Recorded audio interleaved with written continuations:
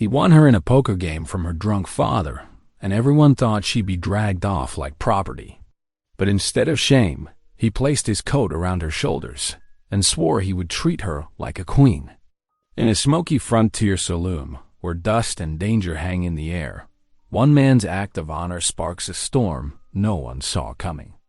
Because this girl isn't just the daughter of a drunk, her fate is tied to debts, lies, and a railroad scheme that could tear the town apart. By his firelight, she learns dignity for the first time.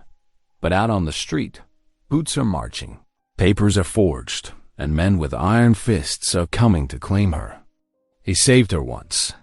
But can he protect her again when the whole town believes she belongs to them? And when the truth is finally revealed, will she stand tall as a queen or be forced back into chains? Tell me in the comments where you're watching from right now, and if this story speaks to you, make sure you hit subscribe so you don't miss the next one. Oil lamps cast a sickly yellow glow through the thick haze of pipe smoke hanging in the Pine Ridge Saloon. Boaz McKenna sat alone in the corner, his weathered hand wrapped around a tin cup of coffee gone cold. The usual Friday night crowd packed the room, railroad men fresh off their shifts, miners with coal dust still darkening their faces, and ranch hands looking to forget the week's hard labor.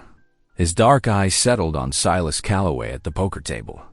The man's face was flushed from whiskey, his fingers trembling as he lifted his cards. Boaz had known Silas back when he was one of the better hands at the Double Creek spread, before the bottle took hold. Now, he was betting away his month's wages with desperate abandon.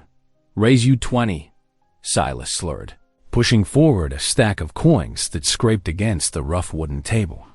The railroad men exchanged knowing looks. They'd been reeling him in all night, letting him win just enough to keep him hungry. Boaz's jaw tightened. He'd seen this scene play out too many times before. "Called and raised," said one of the railroad men, adding more coins to the pile. "What you got left, Calloway?" Silas swayed in his chair, fumbling through empty pockets. I got something better than money." His bloodshot eyes took on a wild gleam. "My girl, my Sophia May. She's worth more than all your stakes combined." A shocked murmur rippled through the crowd. Even the hardened gamblers looked uncomfortable. Boaz's hands clenched around his cup as he rose slowly to his feet. "You can't wager a person." "Calloway," someone called out. "Ain't right," but Silas was too far gone to hear reason. "She's mine to bet as I please." "Who's man enough to call?" The saloon grew quiet, except for the crackle of the pot-bellied stove in the corner. Boaz moved forward, his spurs clicking against the plank floor. "I'll take that bet." Heads turned at his quiet words. Everyone knew Boaz McKenna, the widowed cattleman who'd married an Apache woman, who still traded with the tribes, despite the townspeople's whispers. He pulled out his chair and sat down, laying his money on the table. "Show your cards?" the dealer said softly. Silas's trembling hands revealed 3 queens. A decent hand, but when Boaz laid down his full house, the rancher's face twisted in fury. He lurched to his feet, sending his chair crashing backward. "No. You cheated, you half-breed lover." Before anyone could move, Silas stormed out through the batwing doors. The bitter wind whipped snow into the saloon as he returned, roughly shoving a young woman forward. She stumbled, catching herself against the table. Sophia May Calloway stood trembling in her thin calico dress, her face pale with shock and cold. Her dark hair had come loose from its pins, and her eyes were wide with fear as she took in the crowd of strange men staring at her. "There she is," Silas announced with cruel triumph. "Your winnings, McKenna. Take her if you want her." The railroad men started jeering, calling out crude suggestions. But they fell silent as Boaz stood, his movement deliberate as a mountain lion's. He shrugged off his heavy wool coat and crossed to where Sophia stood. With gentle hands, he draped a warm garment around her shoulders. "Miss Calloway," he said, his voice carrying clearly through the quiet room, You'll not be treated as a prize to be claimed. You'll be respected as the queen you are." Sophia's eyes filled with tears as she clutched the coat around herself. Boaz turned to face the crowd, his expression hard as granite. "Any man who says different can take it up with me." Not a soul spoke as he guided Sophia toward the door, his hand hovering protectively near her elbow. The sound of their boots on the wooden sidewalk echoed in the frozen night air. His bay horse stood waiting, steam rising from its nostrils. Boaz helped Sophia mount, then swung up behind her. Snowflakes drifted down, catching in her dark hair and on the shoulders of his coat. As they rode away from the lights of Pine Ridge, Sophia's shivers gradually eased. Whether from the warmth of the coat or the solid presence of the man behind her, she couldn't say. The only sounds were the soft crunch of hooves in snow and the distant cry of a coyote calling to its mate across the valley. Behind them, the saloon's yellow windows grew smaller and dimmer, like stars being swallowed by storm clouds as they rode toward Boaz's cabin in the gathering night. The lantern's glow bobbed through the darkness as Boaz led Sophia up the path to his cabin. Wind whistled through the pines, making the flame dance behind its glass shield. His boots crunched through fresh snow, creating footprints that Sophia carefully followed in her worn shoes. The cabin emerged from the shadows, sturdy logs chinked with mud and straw, a stone chimney reaching toward the star-scattered sky. Smoke curled from its top, promising warmth within. Boaz lifted the latch, and golden firelight spilled across the threshold. Inside, the single room felt snug after the biting cold. A fire crackled in the stone hearth, its light playing across the plank floors and whitewashed walls. Sophia stood uncertainly near the door, still wrapped in Boaz's coat, her eyes taking in the simple furnishings: a pine table with 4 chairs, a cast-iron cook stove, shelves lined with provisions, and a narrow staircase leading to a sleeping loft. "Please," Boaz said quietly, gesturing to the table's head chair. "Sit there." Sophia blinked in surprise, expecting to be ordered about or mocked. Instead, she found herself settled in the place of honor, while Boaz moved efficiently around the kitchen. He ladled venison stew from a pot, kept warm on the back of the stove, and sliced thick pieces of cornbread onto tin plates. When he'd set their simple supper before them, Boaz bowed his head. "Lord," he prayed in his deep, steady voice, "thank you for bringing Miss Calloway safely to this table. Bless this food to our use and us to your service. Amen." Sophia's hand trembled as she picked up her spoon. The stew was rich and hot, the meat tender from long cooking. She couldn't remember the last time she'd had a proper meal served with such dignity. "My father," she said softly, after several quiet minutes had passed. "He sold most everything we had. My mother's quilts, her Sunday dishes, even the silver thimble she left me." She swallowed hard. "All for drink." Boaz looked at her steadily across the table, his dark eyes full of understanding rather than pity. "That ain't right," he said simply. After they'd finished eating, he showed her to the loft. "You'll sleep up here," he said, indicating the narrow bed with its clean quilt. "I'll take the chair by the fire, but it's your bed." Sophia protested. "And you're my guest," he replied firmly. Morning came with pale sunlight filtering through frost-covered windows. Sophia woke to the rhythmic sound of chopping. From the loft, she could see Boaz in the yard, his breath clouding as he split logs for the woodpile. She made her way down the stairs, determined to be useful. Outside, the axe looked heavy and awkward in her hands. But Boaz showed her how to stand, how to let the weight of the blade do the work. Like this, he demonstrated, bringing the axe down in a smooth arc. Sophia copied his movement, managing to split a smaller log after several attempts. Her cheeks flushed with pride at his approving nod. By mid-morning, Boaz had hitched his team to the wagon. "Need supplies from town," he explained, helping Sophia up onto the seat beside him. She pulled his coat, which he'd insisted she keep wearing closer against the cold. Pine Ridge's main street was busy with Saturday traffic. Sophia felt the weight of curious stares as Boaz helped her down from the wagon. Whispers followed them into the general store, where he steadily filled his list. Coffee, flour, sugar, lamp oil. Let them talk, he said quietly as they loaded the purchases. No one owns you, Miss Calloway.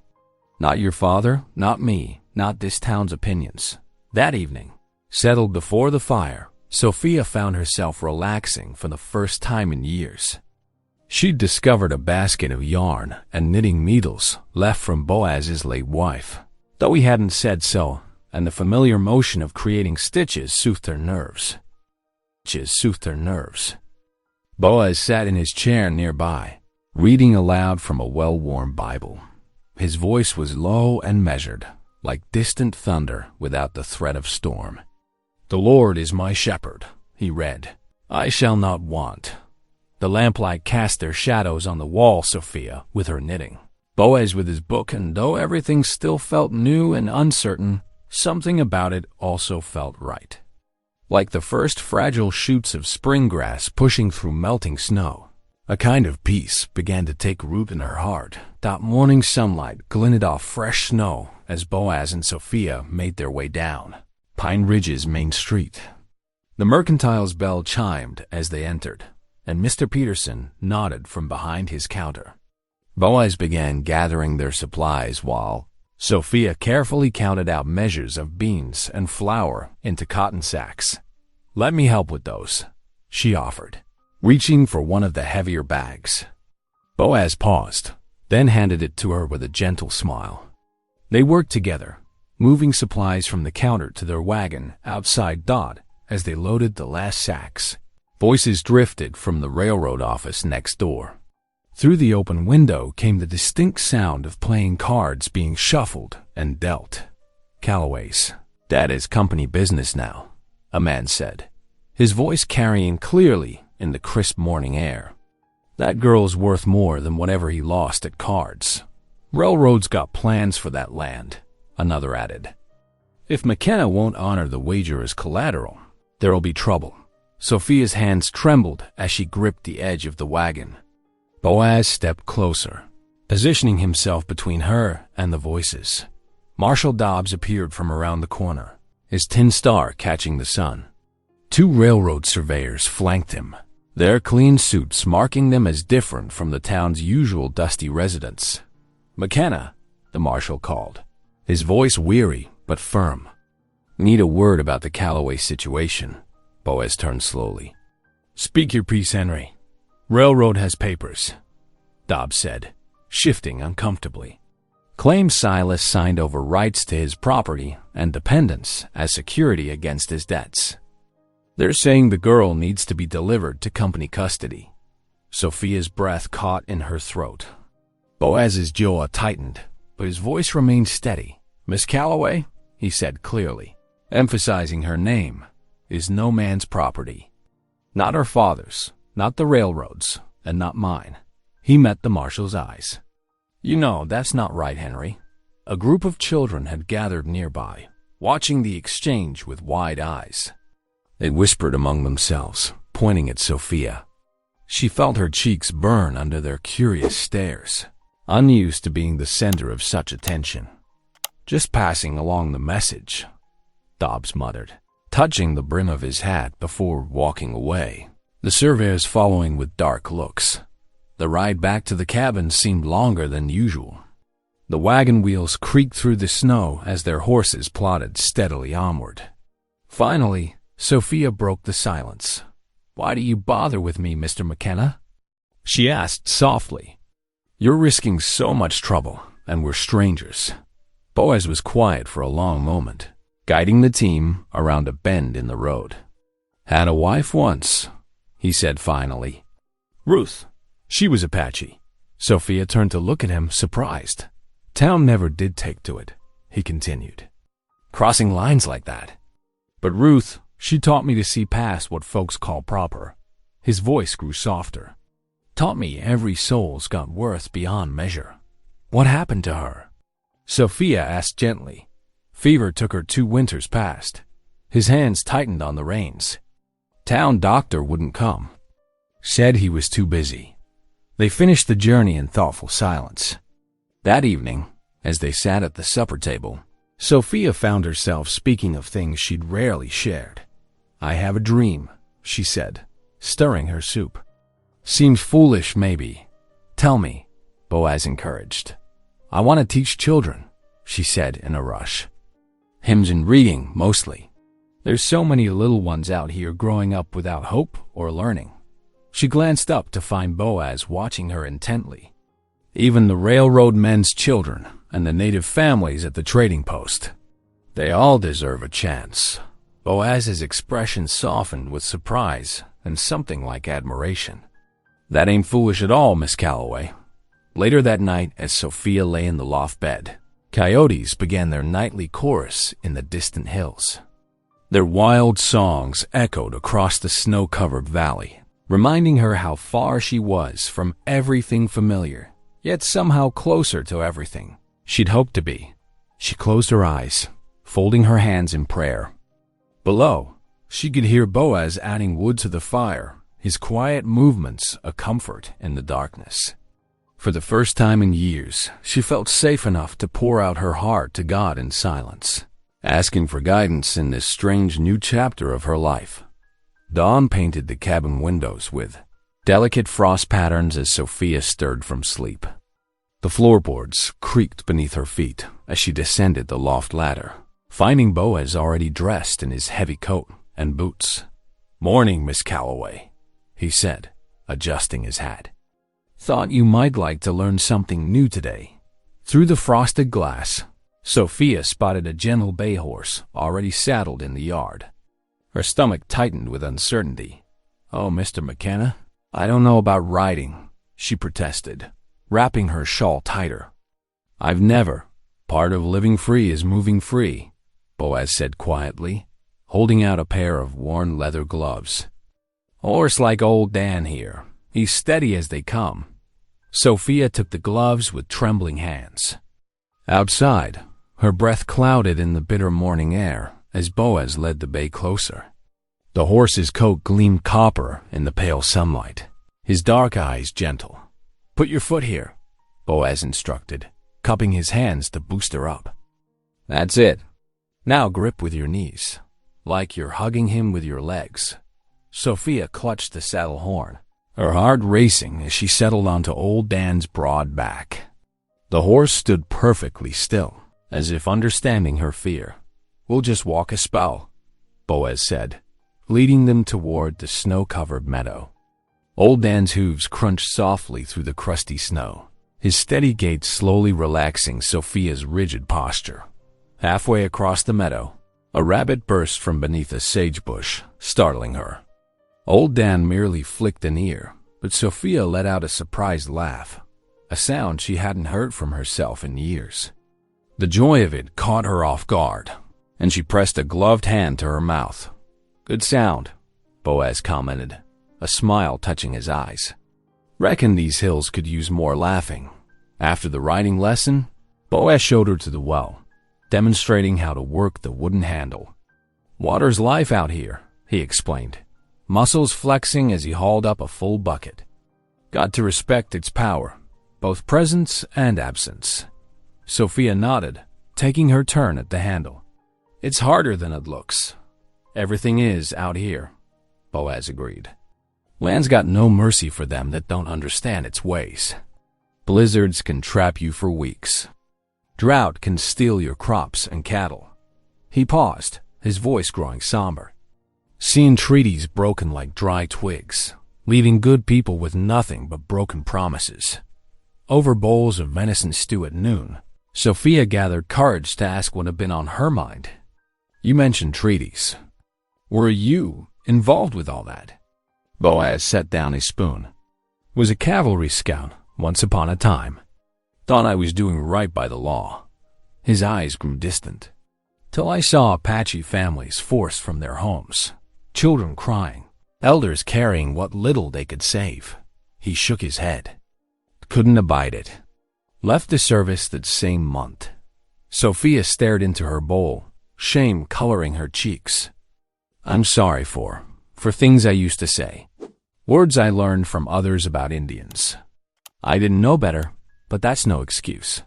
Learning better is what matters, Boaz said gently. Ruth taught me that. As evening settled in, Sophia retrieved her mother's Bible from her bundle. The leather cover was worn smooth from years of handling, its pages soft at the corners. She settled into the chair by the fire, where Boaz sat mending a bridle. Would you mind if I read aloud? She asked hesitantly. Mama always said scripture's meant to be shared. Boaz set aside his work. I'd like that fine. Sophia opened to the book of Ruth, her mother's favorite. As she read the familiar words about loyalty and redemption, the firelight danced across the pages. When she glanced up, she saw tears glistening in Boaz's eyes, his thoughts clearly with his Ruth. Quietly, Sophia closed the Bible. She stood and carefully placed it on the shelf, a silent promise in her heart to honor both its teachings and the memories it held for them both. The fire crackled softly in the growing darkness, and outside, the wind whispered through the pines.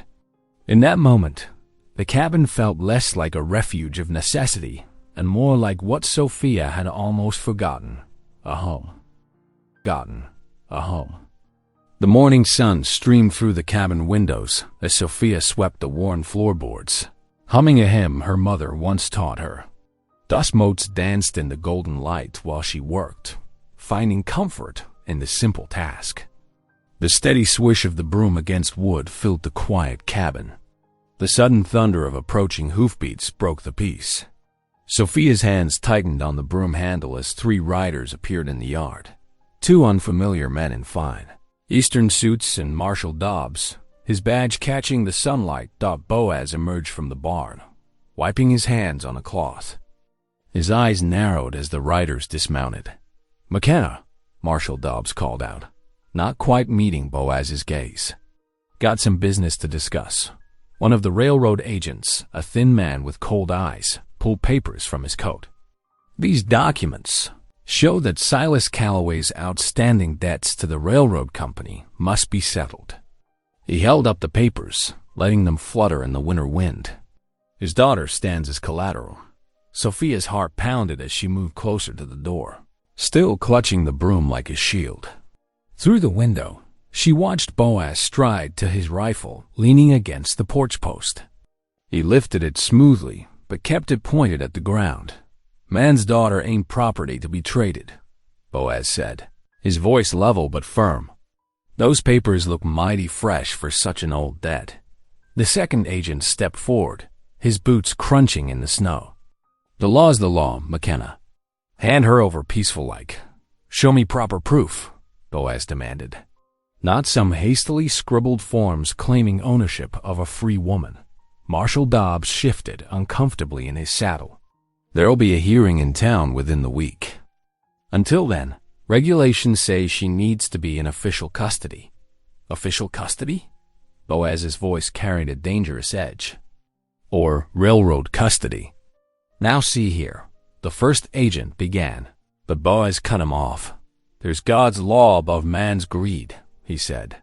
And his law says we protect the innocent from those who treat them like cattle. The thin agent's face darkened. We'll be back with more men, McKenna. Don't play the hero. It won't end well for you.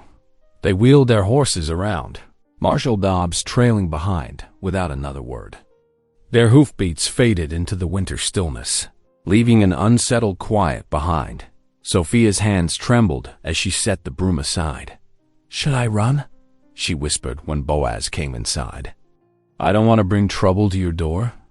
Boaz set his rifle down and pulled out his worn Bible. Let's seek wisdom first, he said gently. Opening to the Psalms, he read, God is our refuge and strength, a very present help in trouble. Sophia bowed her head as he prayed, his steady voice helping to calm her racing heart.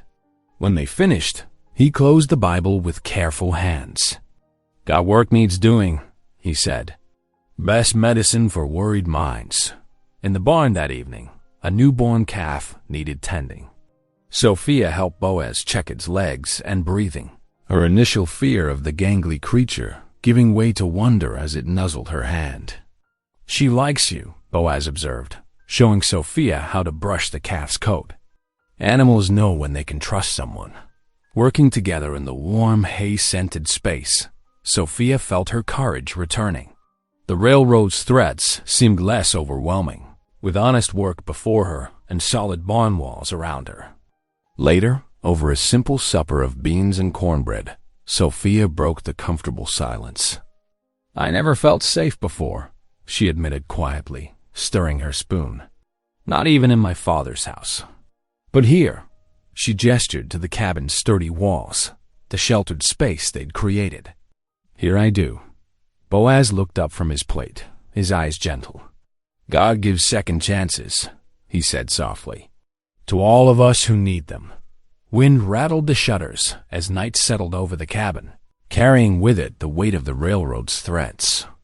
Yet inside, lamplight gleamed warm on the swept floors and well-worn furniture. Sophia's mother's Bible sat on its shelf, a reminder of constance in a changing world.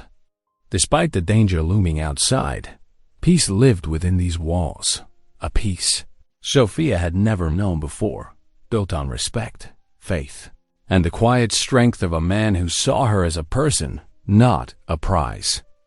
The wind continued its restless dance around the cabin corners, but Sophia's heart was steady. Whatever came with tomorrow's light, she knew where she belonged. Not as property to be claimed, but as a child of God, worthy of protection and dignity. Morning light filtered through fresh snowfall, casting diamond sparkles across the pristine white blanket covering the yard. Sophia stood at the cabin window, her breath fogging the glass as she watched the transformed landscape. The railroads, threats from yesterday, still weighed heavy, but the clean snow brought with it a whisper of possibility. "Mr. McKenna," she said, turning from the window to where Boaz sat cleaning his rifle. "I've been thinking about what you said, about God giving second chances." You looked up, waiting. "What if we held a hymn gathering? For the children around here, settlers and Apache alike." Her voice grew stronger as she continued. "They need hope right now, same as we do. And music speaks to all hearts, don't it?" Boaz set his rifle aside slowly. Railroad men won't take kindly to that sort of meeting. "Maybe that's exactly why we should do it," Sophia said quietly. "Show them we won't live in fear." He studied her face for a long moment, seeing something there that made his expression soften. "Reckon you might be right about that." Within the hour, they hitched the wagon. The frozen roads creaked under the wheels as they made their way to scattered homesteads. At each stop, Sophia extended the invitation while Boaz kept watch from the driver's seat, his rifle across his knees. The winter sun hung low when they approached the reservation boundary. Sophia's heart quickened as they drew near to a cluster of wooden homes where smoke rose straight in the cold air. An elder man stood watching their approach, his face weathered but dignified. "Dakota," Boaz called out respectfully, climbing down from the wagon. "Hope we find you well this day." The elder's eyes moved from Boaz to Sophia, then back. "The widower of Ruth," he said in clear English. "It has been many moons." Sophia watched as Boaz inclined his head. "Too many. We've come with an invitation for the children to join in hymn singing." A gathering of hope. A small figure darted from behind Dakota's legs, a girl of perhaps 8 years, her dark eyes bright with curiosity. Dakota rested his hand gently on her shoulder. "My granddaughter," he explained. "She watches the teacher in town through windows, hungry for letters." Sophia's heart melted at the child's eager expression. She climbed carefully down from the wagon, approaching slowly. "Would you like to learn songs?" she asked softly. "And maybe some letters too?" The girl looked up at her grandfather, who nodded once. A shy smile bloomed on her face. "Our people know the power of songs," Dakota said. "They carry truth between hearts." He studied Sophia for a long moment. "We will come." The sun had set by the time they turned the wagon toward home, the runners creaking in the intense cold. Sophia huddled under the thick buffalo robe, but her heart was warm. Under her breath, she hummed Amazing Grace, watching their breath steam in the starlight. Inside the cabin, the familiar warmth wrapped around them like a blessing. While Boaz worked at fixing a broken door hinge, Sophia mixed flour and water for bread, kneading the dough with practiced hands. The homey sounds filled the space, metal against metal as Boaz worked, the soft thump of dough against wood, the crackle of the fire. Something had changed in the cabin's atmosphere. Where before there had been courtesy and kindness, now there was something deeper growing, the tender beginnings of family. Sophia felt it in the comfortable silence, in the way they moved around each other with easy familiarity. Boaz paused in his work, watching as she shaped the dough into rounds. "You're stronger than you know," he said quietly. Sophia's hand stilled for a moment. A week ago, she would have dismissed such words. But now, remembering the courage it had taken to speak to strangers today, to reach across the boundaries that divided people, she felt the truth of it. A small smile touched her lips as she continued her work, beginning to believe. The fire popped and settled in the hearth, sending shadows dancing across the walls of the cabin. Outside, the new snow reflected starlight, and somewhere in the distance, a coyote called to its mate. Inside, the warm scent of rising bread filled the air as two people who had been alone found themselves becoming something more than strangers, becoming family. The late afternoon sun cast long shadows across the snow as Boaz lit the oil lamps one by one. Their warm glow filled the cabin, making it seem bigger somehow, more welcoming. He had pushed the table against one wall to make room, and Sophia had arranged rough-hewn benches in careful rows. The first knock came just as the sun touched the horizon. Sophia smoothed her apron, hands trembling slightly as she opened the door. A settler family stood there, 3 children with patched clothes and bright eyes peering around their mother's skirts. More families followed, work-worn boots and moccasins alike leaving. Tracks in the fresh snow. T. A K.O. Day arrived with his granddaughter and several other Apache children, their dark eyes taking in everything. Some hung back shyly, while others stepped forward with cautious curiosity. The cabin filled with whispered conversations and the rustle of clothing as everyone found places to sit. Sophia stood before them, clutching her mother's hymnal. Her voice quavered as she spoke. "Welcome, everyone. We'll start with a song my mama taught me when I was small." She drew a deep breath and began to sing Amazing Grace. Her voice was thin at first, but as a few children joined in, it grew stronger. The simple melody filled the cabin, bridging the space between settler and Apache children. Some sang in English, others hummed along, but the music bound them together. After the hymn, Sophia brought out her slate. "Now, who'd like to learn their letters?" Eager hands shot up, and soon children crowded around as she drew careful alphabet shapes. Dakota's granddaughter pressed close, her finger tracing the chalk lines in wonder. A settler boy shared his place with an Apache child. Both heads bent over the slate as they copied the letters into the dust on the bench. From his corner, Boaz watched it all. The cabin that had known only silence since Ruth's passing now rang with children's voices and laughter. Sophia moved among them with gentle patience, helping here, praising there, her face glowing with purpose. His heart swelled at the sight of so much life within these walls. "A bird does not fly with one wing," Dakota said quietly, coming to stand beside him. "Nor do people walk forward with hearts divided." Boaz nodded, understanding the elder's wisdom.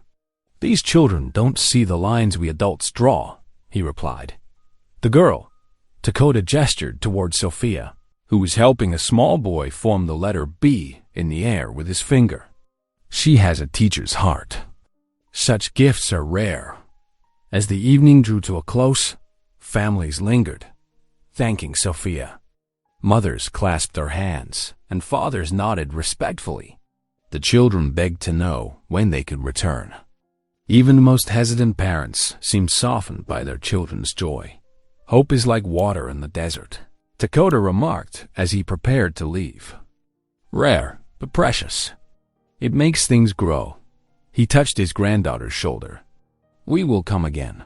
After the last family departed, Sophia stood in the doorway, watching their lanterns move away through the darkness. Moonlight sparkled on the fresh snow, and somewhere in the distance, an owl called. Boaz joined her, feeling the cold air stream in. "First time since Ruth passed," he said slowly. "This place feels like a home again." He gestured at the cabin behind them, where scattered chalk dust and the lingering warmth of many bodies testified to the evening's gathering. "You brought that back." Sophia turned to him, her eyes bright in the moonlight. "You gave me the chance," she whispered. "Your kindness made it possible." They stood together a moment longer, watching the moon-touched landscape. Finally, the cold drove them inside. Sophia climbed to her loft bed while Boaz banked the fire for the night. The cabin settled around them with familiar creaks and sighs dotted in the darkness of the loft. Sophia lay awake for a long while. She could still hear the children's voices, still see their eager faces as they learned letters. Her dreams, when they came, were filled with chalk dust and laughter, with the sound of many voices raised in song, and with the hope of more such evenings to come. Below, Boaz sat in his chair by the dying fire, remembering Ruth's dreams of bringing people together, of healing old wounds. He smiled softly, knowing she would have loved this evening. In the quiet, he offered up a prayer of thanks for second chances and new beginnings. Dawn painted the eastern sky in pale gold as Sophia made her way to the well, her boots crunching in fresh snow. The wooden bucket swayed from her arm, and her breath made little clouds in the crisp morning air. She hummed one of last night's hymns, still warm with memories of children's voices filling the cabin. The well's rope creaked as she lowered the bucket. The sound of approaching hoofbeats made her pause, her hands stilling on the rope. Through the morning mist, dark shapes emerged, riders moving fast and purposeful. Her heart quickened as she recognized Marshal Dobbs's badge glinting in the early light. Railroad men flanked him, their faces grim beneath their hats. They dismounted near the cabin, boots hitting the snow with heavy thuds. Sophia stood frozen by the well as they strode past, hardly glancing at her. The cabin door banged open. "McKenna!" The marshal's voice carried sharp and cold. "You're harboring stolen property." Sophia dropped the rope and ran toward the cabin. Inside, she found Boaz facing down the intruders, his rifle held low but ready. Railroad Foreman Brandt waved papers in the air, his face twisted with satisfaction. "Legal documents," Brandt sneered, "proving Miss Calloway belongs to the railroad company through her father's debts. She belongs to no one." Boaz's voice was steel, but Sophia saw his hands trembling with rage. One of the railroad men lunged for her. His rough fingers closed around her arm, yanking her forward. Sophia screamed, the sound tearing from her throat. Boaz swung his rifle like a club, catching the man across the shoulder. Another agent struck from behind, the butt of his pistol cracking against Boaz's temple. Boaz stumbled, blood streaming down his face. His rifle clattered to the floor. Still, he fought, throwing punches wildly as they dragged Sophia toward the door. "No," he roared. "Sophia?" A final blow sent him crashing to his knees. Sophia struggled against her captors, reaching toward him as they pulled her outside. Through tears, she saw a young Apache boy, Dakota's grandson, standing shocked in the yard, a small beaded pouch fallen forgotten at his feet. He had come early to deliver his gift, only to witness violence. The men threw Sophia onto a waiting wagon. She landed hard on the wooden bed, her hips striking the boards. As they lashed her wrists, she caught a glimpse of Boaz staggering out of the cabin, blood matting his hair. He swayed on his feet, calling her name into the bitter morning air. Sophia! Sophia! The wagon lurched forward. Through blinding tears, Sophia watched Boaz collapse into the snow. The young Apache boy ran to him, trying to help him up. The cabin grew smaller and smaller as the horses picked up speed, their hooves throwing clumps of snow behind them. Inside the cabin, Boaz fought to stay conscious as Dakota's grandson helped him to a chair. His head throbbed, and each breath sent knives through his chest where boots had struck him. But worse than any physical pain was the knowledge that Sophia was alone, at the mercy of men who saw her as mere property. "Please," he gasped, "fetch your grandfather." The boy nodded and darted away. Boaz pressed a cloth to his bleeding head, his vision swimming. "Lord," he prayed, voice ragged, "give me strength. Protect her among these wolves. Don't let them break her spirit." In the wagon, Sophia huddled against the cold boards, her cheeks wet with tears that froze in the winter air. The rough rope bit into her wrists, but she barely felt it. Her heart ached with the image of Boaz bleeding in the snow, of the home she'd just begun to know torn away in moments of violence. Her lips moved in silent prayer as the wagon rumbled on. "Lord, give us courage. Keep him safe. Help me stay strong." She thought of the children from last night, of their faces bright with hope and learning. Don't let this be the end of our dream. The wagon crested a hill, and Sophia caught one last glimpse of the cabin, now just a dark speck in the vast white landscape. Marshal Dobbs rode beside the wagon, his shoulders hunched against more than just the cold. Ahead, Foreman Brandt sat straight in his saddle, triumph evident in every line of his body. Morning mist swallowed the trail behind them, and with it Sophia's tears froze on her cheeks. She closed her eyes, holding tight to memories of hymns and laughter, of quiet prayers by firelight, of a gentle man who had shown her what true dignity meant. Whatever came next, they could not take those memories from her. The wagon rolled on toward town, carrying its precious cargo away from the only real home she had ever known. The wagon rattled down Pine Ridge's main street, drawing stares from townsfolk who quickly looked away. Sophia's bound hands had gone numb from the cold, but she held her chin high as the railroad men roughly pulled her down from the wagon bed. Her boots slipped on the icy boardwalk as they marched her toward the Golden Nugget Saloon. The same saloon where, just days ago, her father had wagered her like a sack of grain. Now its weathered doors swung open to reveal lamplight and tobacco smoke, the smell of stale whiskey hitting her nose. Inside, ranch hands and miners turned to stare, some sniggering behind their hands. Foreman Brandt strode to the center of the room, shoving tables aside to make space. His voice carried over the murmurs. "Let it be known that Miss Calloway here is railroad property, claimed through legal debt." He waved the papers for all to see. "Any who aid or shelter her will answer to the law." Crude laughter rippled through the crowd. "Reckon she'll make a fine company asset," someone called out, drawing more chuckles. Sophia felt their eyes on her, measuring, dismissing, treating her like something less than human. But in that moment, Boaz's quiet words from days ago echoed in her mind. "No one owns you."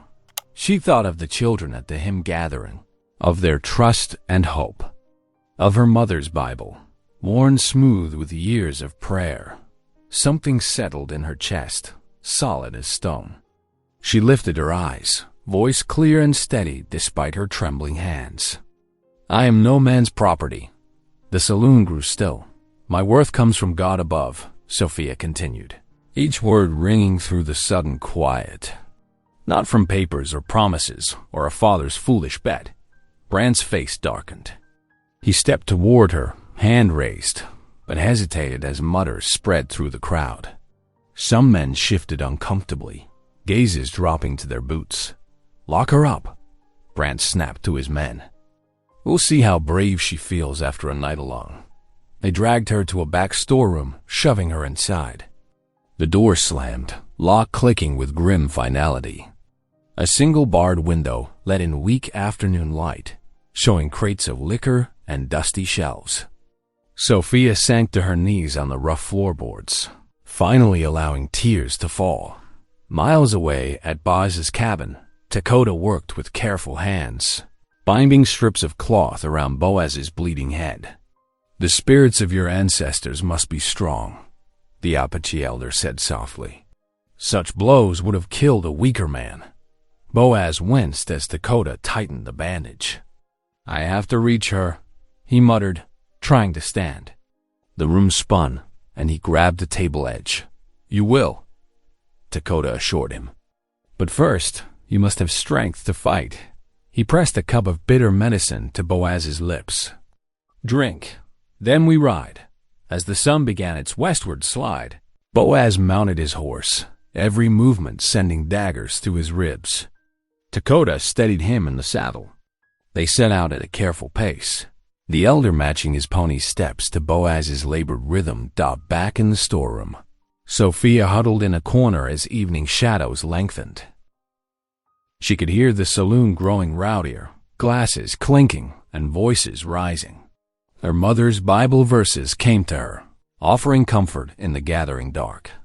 "Though I walk through the valley of the shadow of death, I will fear no evil." A serving girl slipped in with a candle and plate of bread, eyes downcast. "Ain't right," she whispered, before hurrying away. Outside the saloon, townsfolk gathered in small clusters, speaking in low voices about the scene they'd witnessed. Some recalled Sophia's quiet dignity at church socials. Others remembered her mother's kindness before illness took her. The sight of a young woman declared property sat uneasily in their hearts. Night fell fully. The candle's flame cast dancing shadows on the storeroom walls as Sophia knelt by the window. Her voice trembled but grew stronger as she sang the hymns she taught the children. "Amazing grace, how sweet the sound that saved a wretch like me." The music drifted out into the cold night air, floating past the saloon's revelry. In nearby houses, people paused to listen. Some recognized the melody from their own childhoods, from their mother's lullabies and Sunday services. Sophia sang on, each note a declaration of faith, each verse a reminder that her spirit remained unbroken. The candlelight flickered across her tear-stained cheeks, but her eyes held steady, fixed on the stars visible through the barred window. "I once was lost, but now am found, was blind, but now I see." The winter sun hung low over Pine Ridge as Boaz McKenna rode slowly down the main street, his face ashen beneath the blood-stained bandage. Each hoofbeat sent waves of pain through his battered body. Beside him, Dakota matched his pony's pace to Boaz's struggling mount, ready to catch the wounded man if he faltered. Townsfolk gathered on the boardwalks, their breaths frosting in the cold air. Some nodded respectfully, ranchers who had known Boaz for years, mothers who remembered his kindness during hard times. Others turned away, their loyalties bound to the railroad's promises of prosperity. "Look at his face," a woman whispered. "They beat him something fierce. Man's got sand." "Riding him like that," muttered a grizzled miner. Outside the Golden Nugget, Boaz reined his horse to a stop, swaying slightly in the saddle. Marshal Dobbs stepped forward from the saloon's entrance, his hand resting uneasily on his gun belt. Behind him lounged several railroad men, including Foreman Brandt, who smirked at Boaz's condition. "I've come for Sophia," Boaz said, his quiet voice carrying in the tense silence. "She's not property to be claimed or traded." "Now, Boaz," Marshal Dobbs began, "there's proper channels for this sort of thing. There's nothing proper about treating a child of God like chattel," came a firm voice. Reverend Josiah Alden pushed through the crowd, his worn Bible clutched in one hand. The circuit preacher's eyes were sharp with righteous anger. "I'll stand as mediator in this matter," Foreman Brandt sneered, pulling folded papers from his vest. "The law is clear enough. We hold legal deed to all Calloway's property and debts, including his daughter." He thrust the documents at Reverend Alden. "No mediation needed." The preacher studied, the papers carefully while the crowd pressed closer. Boaz gripped his saddle horn tighter, fighting a wave of dizziness. Dakota moved his pony nearer, lending silent support. "These papers," Boaz managed. "Give me until morning to prove they're false." "You calling me a liar?" Brant's hand dropped to his gun. "I'm calling for justice," Boaz answered steadily. "One night to show the truth." Reverend Alden looked up from the documents. "As a man of God and keeper of county records, I support this request. Let truth stand in the light of day." The marshal shifted uncomfortably, caught between railroad pressure and the preacher's moral authority. Finally, he nodded. "Till morning, then. But the girl stays locked up till this is settled." As the crowd began to disperse, Boaz's strength finally failed. He slumped forward, nearly falling from his horse. Dakota and several townsmen rushed to help him down, supporting him toward the church steps. Inside the empty church, Boaz lay on a pew while Dakota applied fresh bandages. Lamplight from the altar cast long shadows across the wooden floors. Hours crept by as fever set in, leaving Boaz drifting between consciousness and troubled dreams. Near midnight, soft footsteps approached. Reverend Alden appeared with Sophia beside him, her face tear-stained but determined. "I could only bring her for a moment," the preacher whispered.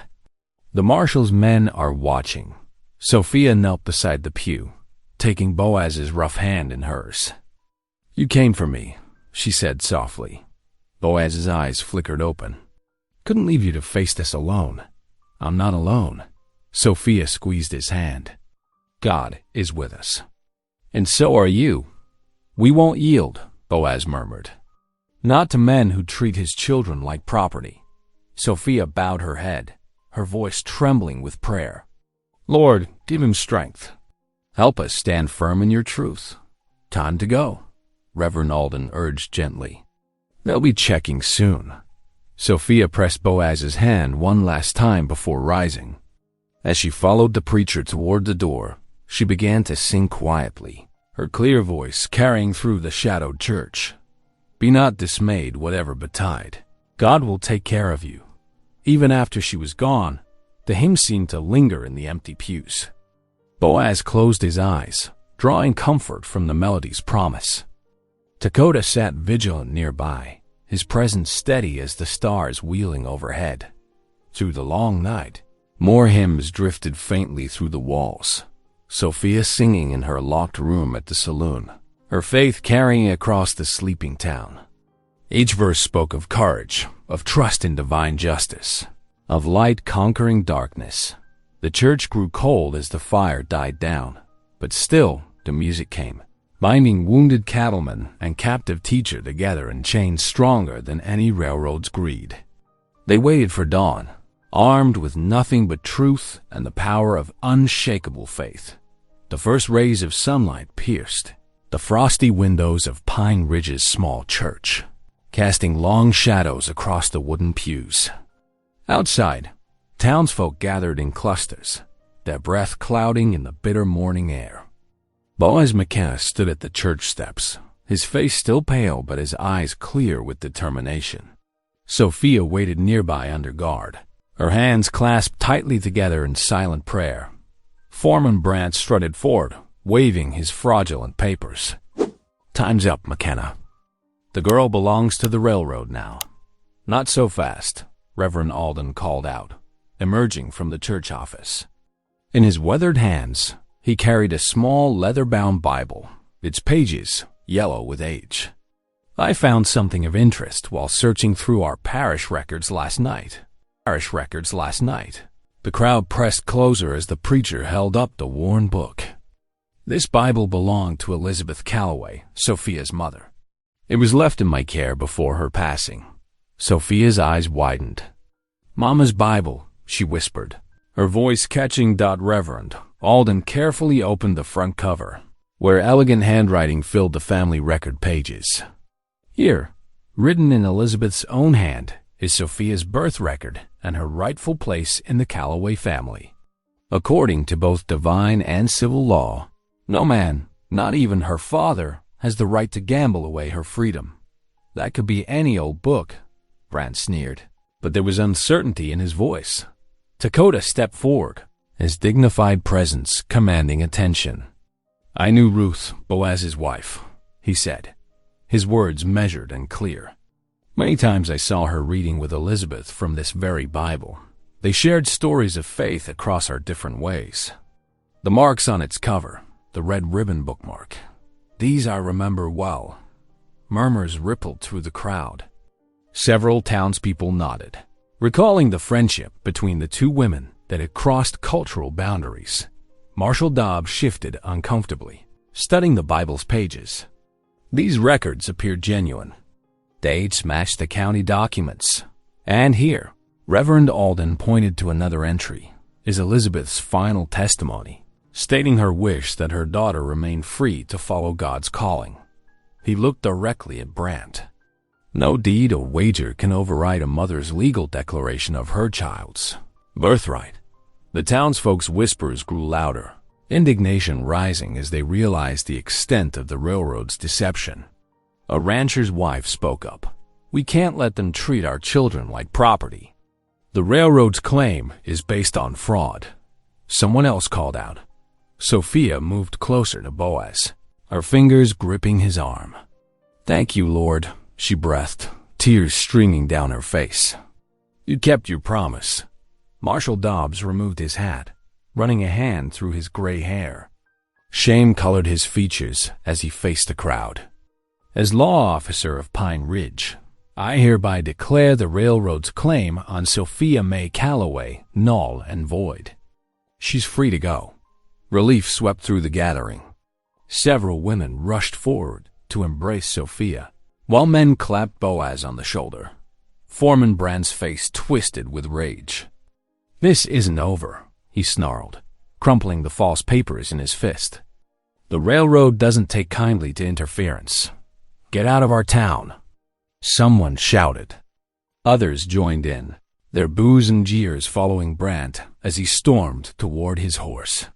Sophia trembled in Boaz's gentle embrace, overwhelmed by emotion. I never thought I'd see Mama's Bible again, she said softly. All these years, it was waiting to protect me. The Lord works in mysterious ways.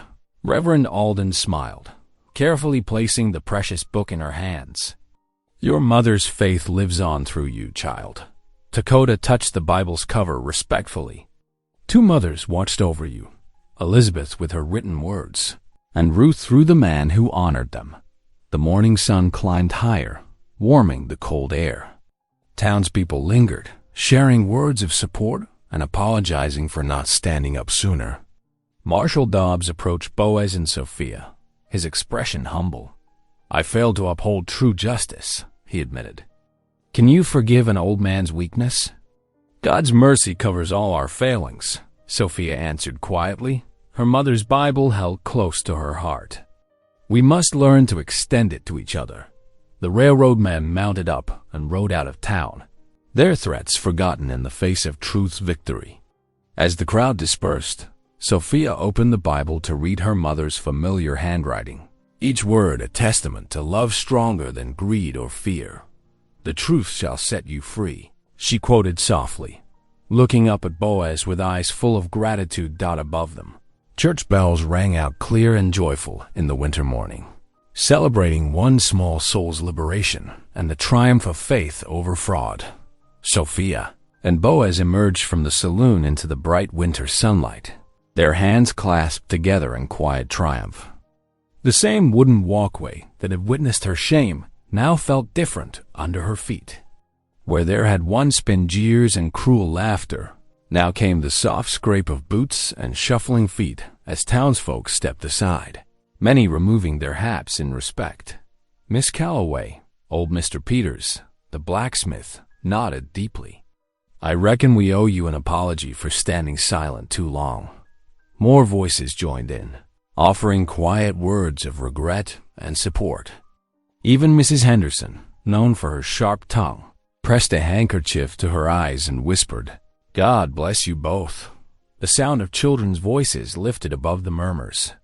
A group of little ones, both settler and Apache, skipped ahead of them down the street, their clear voices rising in the hymn Sophia had taught them just days ago. Amazing Grace, how sweet the sound, they sang, their small feet kicking up puffs of snow. Dakota's granddaughter, Little Dove, broke from the group to present Sophia with a small beaded bracelet. "For teaching us letters," she said shyly before running back to join the others. The walk home seemed shorter than ever before, despite Boaz's careful pace due to his healing wounds. As evening approached, the cabin windows glowed with welcome light.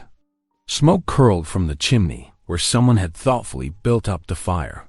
Before they could reach the porch, wagons began arriving. First came Reverend Alden's wife with fresh-baked bread, then the Peterson family carrying stew in iron pots. More neighbors followed, arms full of food and good wishes. Soon the cabin hummed with warmth and conversation. The long table, which had once seemed so empty, now groaned under the weight of dishes. Cornbread steamed beside wild turkey, fresh churned butter melted on roasted potatoes, and apple pies cooled on the windowsill. Children darted between adults' legs, playing tag with quiet whoops of joy. Boaz sat at one end of the table, his face still pale but his eyes bright with contentment. Though his movements were stiff from his injuries, he raised his hands for silence. The gathered neighbors grew quiet, heads bowing in respect. "Lord," he began, his deep voice carrying to every corner, "we thank you for this day of justice. We thank you for protecting Sophia, who is never property but your beloved daughter. Through your grace, she stands free, bringing light to this home and hope to our community. Amen." The group responded warmly. Sophia sat in her place of honor, lamplight catching the tears on her cheeks. Her mother's Bible rested beside her plate, its presence a constant reminder of God's faithful protection. The meal lasted well into the evening, filled with the comfortable sounds of cutlery on plates and gentle laughter. Stories were shared, old hurts mended, and new friendships forged across the table. Even Marshal Dobbs stopped by briefly, quietly leaving a jar of his wife's prized honey before slipping away. As the night deepened, families began to depart. Children were bundled against the cold, leftovers carefully wrapped, and promises made to return soon. Dakota was the last to leave, placing his weathered hand on Sophia's shoulder in blessing before disappearing into the darkness. Finally, only Boaz and Sophia remained, sitting before the crackling fire. The cabin felt different now, no longer a shelter from danger, but truly a home. Shadows danced on the walls as Boaz added another log to the flames. "Thank you," he said softly, "for bringing life back to these rooms. Since Ruth passed, I'd forgotten the sound of hymns and children's laughter." Sophia touched the worn cover of her mother's Bible. "You gave me my dignity first," she replied. "When everyone else saw property to be wagered, you saw a child of God." The fire popped and sparked, sending warm light across their faces. Outside, an owl called softly in the darkness, and somewhere in the distance, a coyote answered. But inside the cabin, peace reigned, the deep peace of hearts finding rest after long trials. They sat in comfortable silence, watching the flames dance and listening to the settling sounds of the cabin. No more words were needed. Their gratitude rose like prayer into the quiet night. Thanksgiving for justice restored, community renewed, and hope reborn. Through the window, stars twinkled in the clear winter sky, bearing witness to the miracle of two wounded souls finding healing in God's perfect timing. The late winter winds gradually softened into spring breezes as February melted into March. Snow retreated from the meadows, revealing tender green shoots beneath. Along the creek, where willows bent their branches toward clear water, a new structure began to rise, the schoolhouse of Sophia's dreams. Each morning, Boaz and Sophia rode out together, their courtship now open for all to see. Their shared smiles and gentle glances spoke of deepening affection as they worked side by side. Neighbors came too, bringing tools and willing hands to help raise the simple building that would mean so much to their children. Mind where you set those stones. Jimmy, Boaz called out as settler children carried rocks from the creek bed. We want them good and level. His strong hands guided the placement while Dakota's grandchildren gathered more, their laughter mixing with the sound of running water. Inside the half-finished walls, Sophia stood on a wooden crate, carefully painting a large board with special black paint ordered from back east. Our very own chalkboard, she explained to little Dove, who watched with wide eyes. Soon you'll be writing your letters right here. Reverend Alden arrived one sunny afternoon, his wagon loaded with hymnals saved from his circuit-riding days. The Lord provides, he said, helping Sophia arrange them on rough-hewn shelves. These books have blessed many souls. Now they'll bless many more. Dakota contributed too, arriving at dawn with his sons. They carried beautifully carved benches, smooth pine worn satin soft beneath skilled hands. For the young ones, he said simply, touching the carvings of eagles and running horses that decorated the sides. So they remember both worlds as they learn. The work continued steadily through the warming days. Sophia's heart swelled each time she saw settler and Apache children playing together during breaks, sharing cornbread and dried apple slices, teaching each other games. This was her vision coming true, a place where barriers fell away and understanding grew alongside knowledge taught in the evenings. She and Boaz sat at his cabin table, heads bent together over primers and lesson plans. Lamplight caught the silver threading through his dark hair as he helped her organize reading levels and figure sums for teaching. Arithmetic, you'll need to start slow, he advised, his deep voice gentle. Some have never held a pencil before. I know, she replied, touching his hand. But they're all so eager to learn. Did you see little Dove teaching Sarah counting games today? He nodded, his eyes warm with pride and something deeper. You've given them hope, Sophia. Given us all hope. One night, as thunder rolled across the hills and rain drummed on the roof, Boaz set aside the lesson books. He reached across the table and took both her hands in his. Sophia, he said softly, that night in the saloon, I promised to treat you like a queen. I meant those words with all my heart. His voice grew husky with emotion. These past months, watching you bring light and learning to our community, seeing your strength and grace, I love you more than I can say. He slid from his chair to one knee. Would you do me the honor of becoming my wife? Sophia's eyes filled with tears even as joy bubbled up in laughter. Yes, she whispered, then louder, yes. The lamplight caught the wetness on her cheeks as Boaz gathered her close, his own eyes shining taut. The next day dawned clear and bright. At the schoolhouse, bare wooden walls echoed with children's voices reciting letters and numbers. Sophia stood at her chalkboard, her heart so full it might burst. Behind her, Boaz worked quietly, hanging hooks for coats and measuring space for more shelves. Through the open door, spring sunshine poured across the fresh pine floors. Young voices lifted in song as Sophia taught them a new hymn, the sound carrying across the meadow where wildflowers were just beginning to bloom. The evening sun cast golden light through Boaz's cabin windows, warming the fresh scrubbed wooden floors and illuminating the faces gathered around the long table. The air was rich with the aromas of roasted venison, fresh-baked bread, and spring flowers picked by the children that morning after. They'd helped finish the schoolhouse. Sophia sat at the head of the table, the same spot where Boaz had first seated her those weeks ago when she'd arrived as a frightened stranger. Now she wore a simple white dress sewn by the women of Pine Ridge, her mother's worn Bible resting beneath her folded hands. Her eyes shone with joy as she looked around at the unlikely family that filled every chair and bench in the Vez cabin. Settler families sat shoulder to shoulder with Apache guests, their children squeezed together on Dakota's carved benches brought in from the schoolhouse.